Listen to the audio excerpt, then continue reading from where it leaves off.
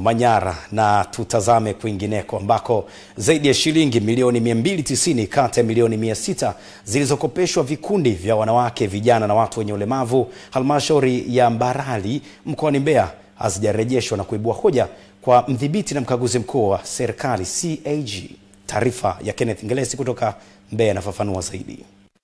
Hoja hiyo imetolewa na mdhibiti na mkaguzi mkuu wa hesabu za serikali CAG katika kikao cha baraza la madiwani halmashauri ya Mbarali kilichoongozwa na mkuu wa mkoa wa Mbeya Daktari Juma Homera, ambacho kilikuwa kwa ajili ya kujadili taarifa ya mdhibiti na mkaguzi mkuu wa hesabu za serikali, huku ofisi ya mkurugenzi halmashauri ikiahidi kukusanya madeni yote ifikapo Septemba mwaka huu. Mikopo iliyotolewa haikurejeshwa, ilikuwa milioni 644.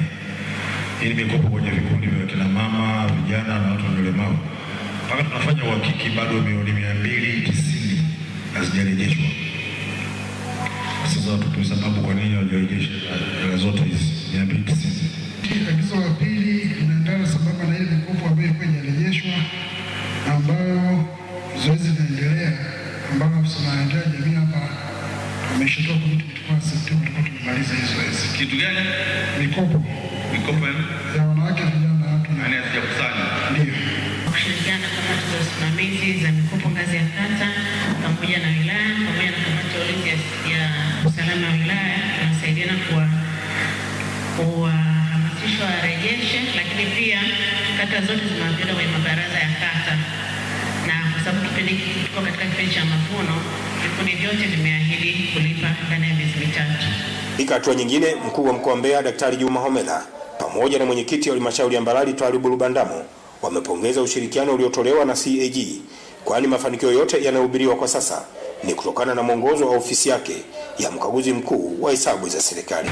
Yaani hapa hii halmashauri tulikuta ikiwa inakusanya mapato ya ndogo sana, lakini sasa hivi imekusanya zaidi ya bilioni 9 na milioni 946, sawa na 105%. Hakika mpigie makofi mengi sana.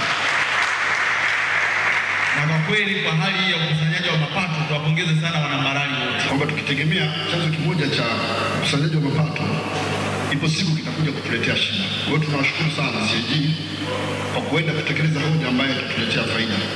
Na sisi tukuhakikishie mkuu wa mkoa, hii hoja tunaenda kuitekeleza tukirudi hivi. Mimi nikikaa hapa kama mwenyekiti na hao wakiwa madiwani wangu. Kenneth Ngelesi, EATV, Mbeya. Na mtazamaji, kama ndo kwanza unaungana nasi, karibu sana.